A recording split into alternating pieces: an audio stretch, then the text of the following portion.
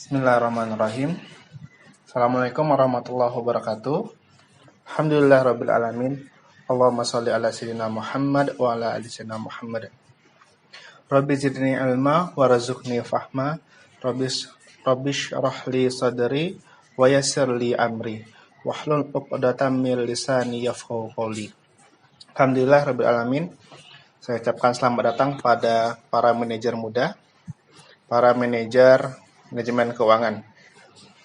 Jadi dalam pembelajaran mata kuliah kali ini, kami memang punya kebiasaan dan kesepakatan dari awal bahwa saya mengangkat dan menjadikan seluruh peserta didik dalam mata kuliah manajemen keuangan ini sebagai manajer keuangan atau dengan sebutan manajer keuangan. Tujuannya apa? Yaitu insya Allah supaya teman-teman bisa merasakan feel-nya sebagai seorang manajer keuangan. Jadi kita niatkan pembelajaran ini tidak hanya sekedar memenuhi perkuliahan, tapi juga menjadi satu pembelajaran, diskusi, tanya jawab antara mahasiswa dan dosen untuk mempersiapkan generasi muda, generasi penerus, generasi milenial untuk menjadi seorang manajer keuangan yang hebat. Seperti itu ya. Alhamdulillah. Dalam kesempatan pagi hari ini merupakan pertemuan perdana kita. Sebagaimana pertemuan awal, kita tidak langsung membicarakan hal-hal yang terlalu serius.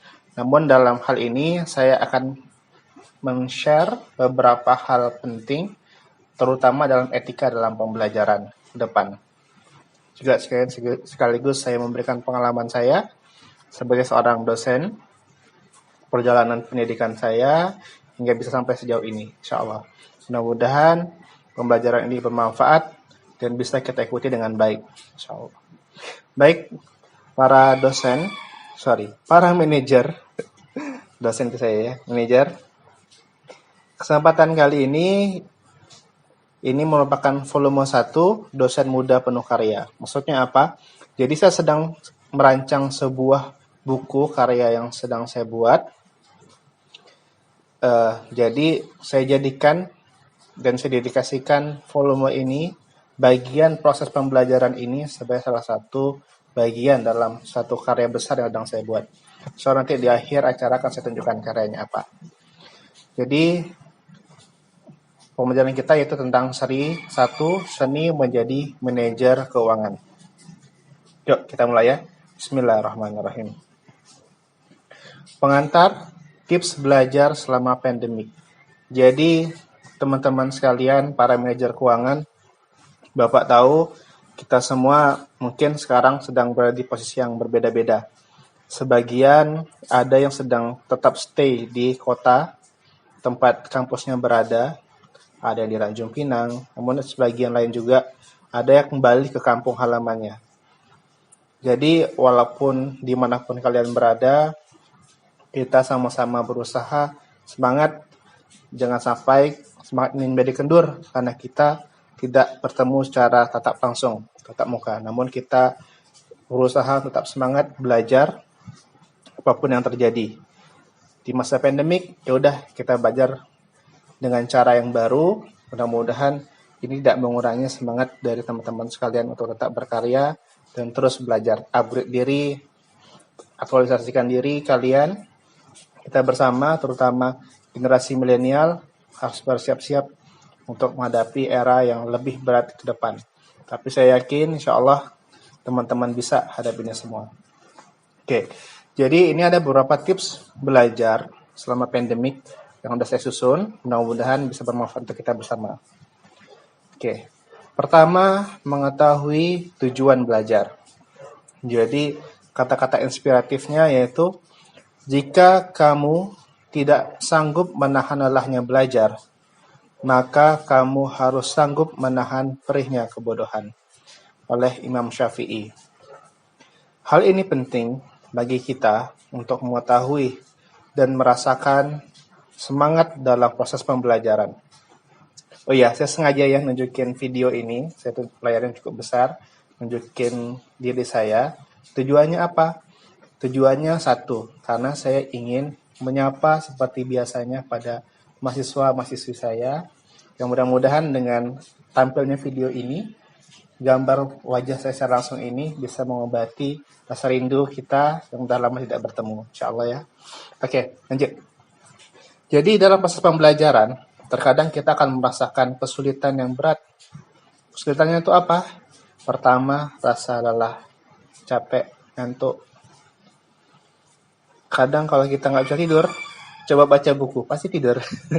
Itu pengalaman saya. Tapi saya minta ke teman-teman sekalian, para manajer, calon manajer pemimpin bangsa ini, cobalah mulai sekarang kita harus kuat dalam tekad dan semangat dalam belajar. Yaitu salah satunya adalah literasi membaca.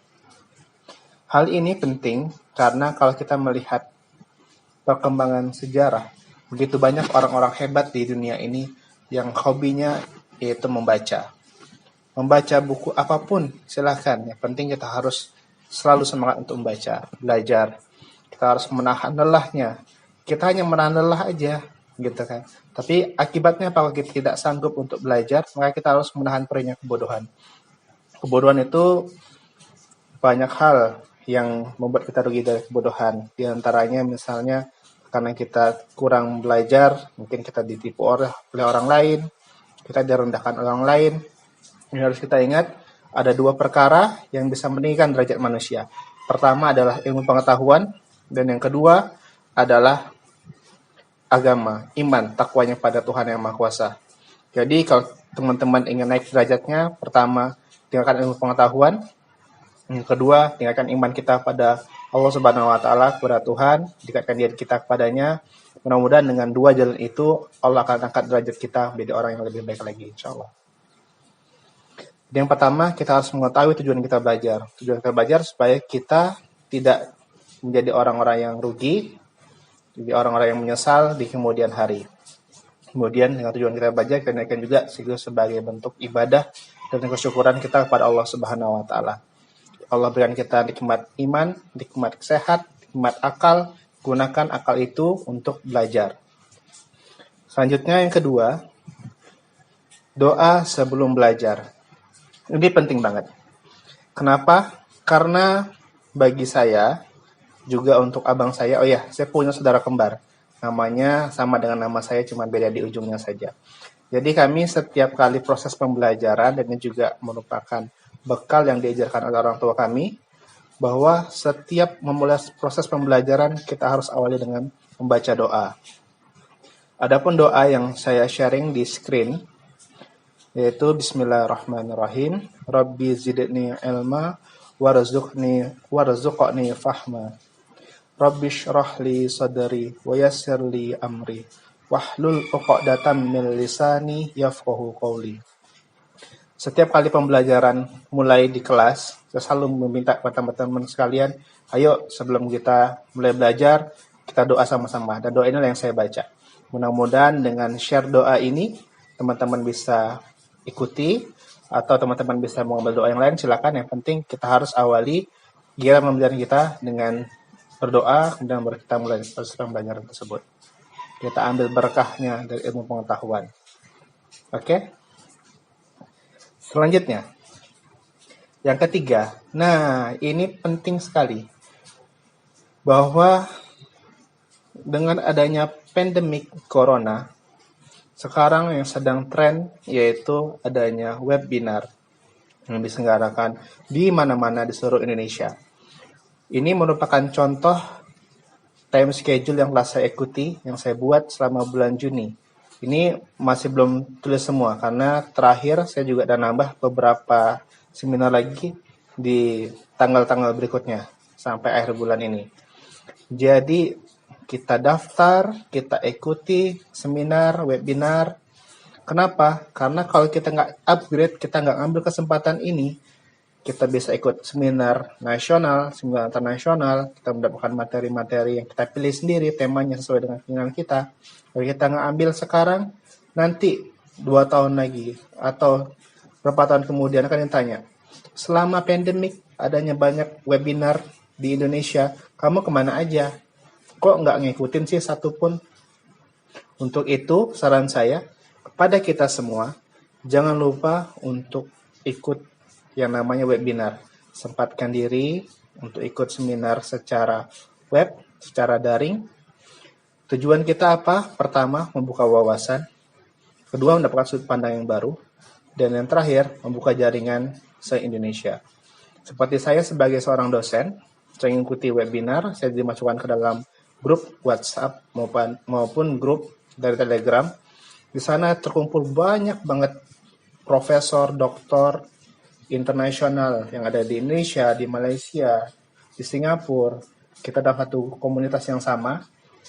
Dengan ketika kita bisa memanfaatkan jaringan ini, sesungguhnya ini membuka peluang yang besar bagi kita untuk membuka jaringan yang lebih luas. Jadi saran saya, saran Bapak untuk seluruh generasi muda, generasi milenial, calon pemimpin bangsa, jangan lupa untuk ikut webinar. Dan salah satu aplikasi yang Bapak gunakan sendiri yaitu Ngampus, ciptaan alumni dari Budi Luhur, Universitas Budi Luhur. Jadi ketika kita ikut download aplikasi ini, ada di Play Store atau App Store, download, register, kemudian ikuti, daftar, lihat schedule-nya kapan, tinggal ikuti sesuai dengan apa yang menjadi minat dan ketertarikan dari seluruh mahasiswa sekalian. Oke? Kemudian kita lanjutkan ke yang keempat, tipsnya, yaitu perbanyak membaca. Ini sesuai seperti yang telah Bapak sampaikan di awal, bahwa membaca merupakan hal penting dalam proses pembelajaran. Membaca ini Bapak bagi menjadi dua. Membaca buku, yang kedua membaca tanda-tanda kebesaran dari Allah Subhanahu wa taala, membaca tanda-tanda dari alam. Membaca buku, utamanya sebagai seorang muslim, hendaknya selalu kita membaca Al-Qur'an. Karena dari Al-Quran itu akan menjadi pedoman hidup bagi manusia. Membersihkan hati, kemudian memberikan kecerdasan kepada akal. Selain itu Al-Quran juga memberikan keberkahan di mana setiap hurufnya bernilai 10 kebaikan. Alif, lam, mim tidak dibekalkan sebagai satu huruf, melainkan alif satu huruf, lam satu huruf, mim satu huruf, berarti 30 kebaikan. Ketika kita berbuat satu kesalahan, mudah-mudahan membaca Al-Quran, Allah akan berikan kepada kita keberkahan hidup, kebaikan, sehingga kita bisa menjadi orang yang lebih baik lagi. Jadi, pesan pertama, yang paling utama, bacalah buku atau kitab kita, yaitu Al-Quran. Dan bagi yang agamanya non-muslim, silakan baca kitabnya masing-masing. Tapi yang jelas, pesan Tuhan harus kita baca, supaya itu menjadi pedoman hidup bagi kita. Yang kedua, karena teman-teman di sini sasarannya adalah mahasiswa, maka pesan Bapak untuk membaca jurnal ilmiah. Seperti yang pernah Bapak ceritakan sharing di kelas dahulu, bagaimana kerennya di negara lain, mereka ngumpul, dibicarakan itu apa? Bukan menggosip, tapi membicarakan tentang jurnal ilmiah, penelitian ilmiah. Nah, untuk hal-hal seperti ini, mari kita bangun dari generasi milenial, dari Anda. Kalau Anda sudah mulai membiasakan diri untuk mengenal dan membaca jurnal ilmiah, mudah-mudahan nanti dari komunitas kecil kita ini bisa terbentuk kepada masyarakat yang lebih luas. Oke? Kemudian membaca buku sesuai minat yang Anda minati. Jujur, kalau saat ini saya juga sedang membaca beberapa buku. Kalau referensi utama kita dalam pembelajaran kita manajemen keuangan yaitu ini. Buku Manajemen Keuangan karya Dr. Mamduh M. Hanafi. Ini buku referensi utama kita untuk perjalanan menuju menjadi seorang manajer keuangan yang hebat. Selain itu, didukung oleh jurnal-jurnal. Nah, saya juga selain baca buku itu, saya juga baca buku yang lain. Di rumah, sama masa pandemik, kita harus banyak baca buku. Nah, ini dia. Nggak tahu kan ini bukunya apa? Saya buka. Sebentar ya. Nah, ini adalah buku dengan judul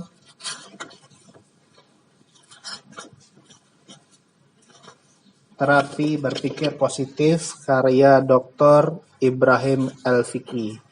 Jadi dengan baca buku ini harapannya saya bisa menjadi orang yang lebih berpikir positif ke depan. Seperti itu.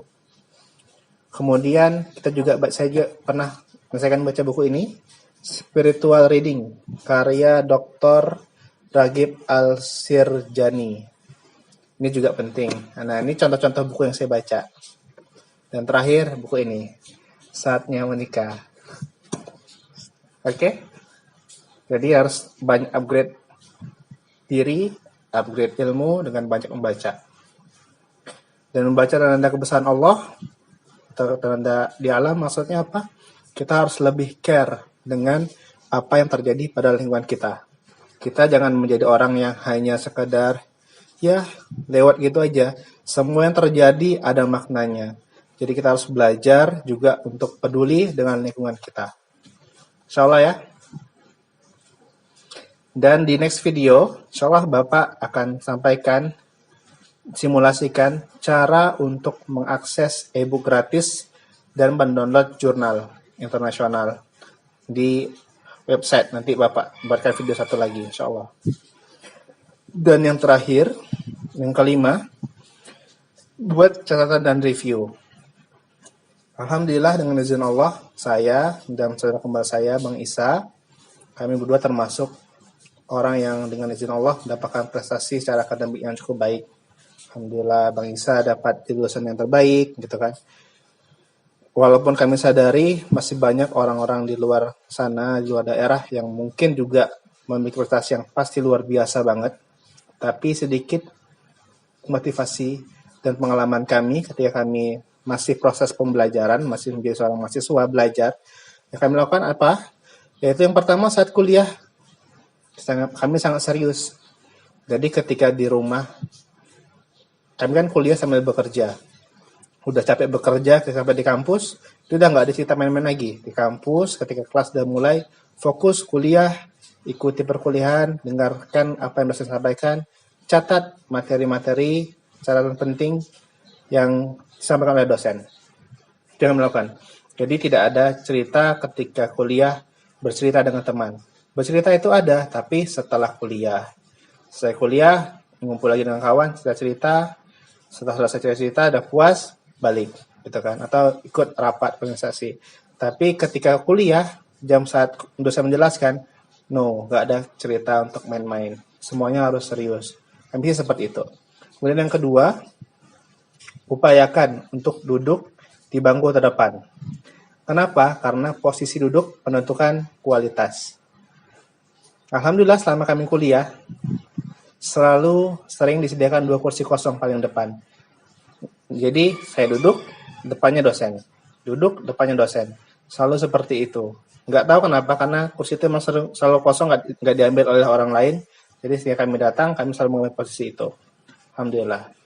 Dan yang terakhir, tips dari kami, dari saya, pada teman-teman sekalian, para manajer keuangan, yaitu jangan lupa untuk buat catatan dalam setiap pertemuan pembelajaran. Termasuk dalam video kali ini, walaupun simple, tapi Bapak minta kepada seluruh mahasiswa Bapak untuk membuat catatan kecil.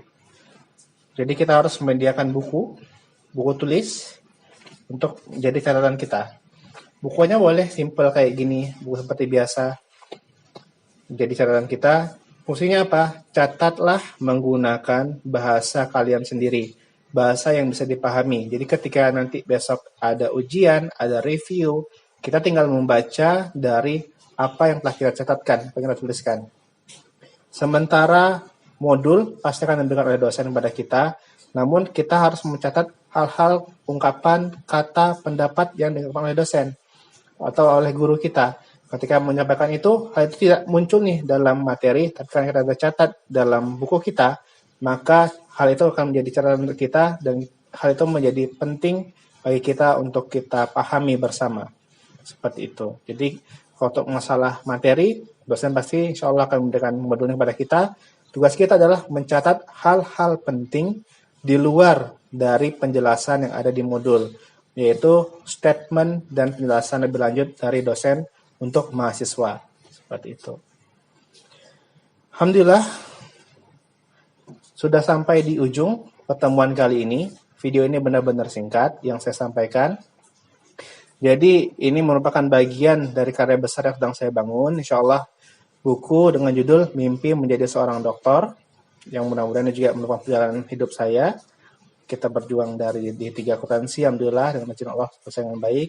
S1 dan S2 akuntansi, yang mudah-mudahan dengan izin Allah dalam waktu dekat kita dapat kesempatan untuk bisa melanjutkan studi doktoral untuk dokter akuntansi, insya Allah. Mudah-mudahan mohon doanya ya, kita sama-sama ikhtiar. Ingat pesan Bapak terakhir, tetap jaga kesehatan, tetap jaga ibadahnya, serta semangat untuk terus belajar dan berkarya menuju ridho Allah Subhanahu wa taala. Demikian yang Bapak sampaikan, Albana mimpi menjadi seorang dokter. Mudah-mudahan ada manfaatnya. Sampai jumpa di video berikutnya. Insyaallah tetap semangat. Assalamualaikum warahmatullahi wabarakatuh.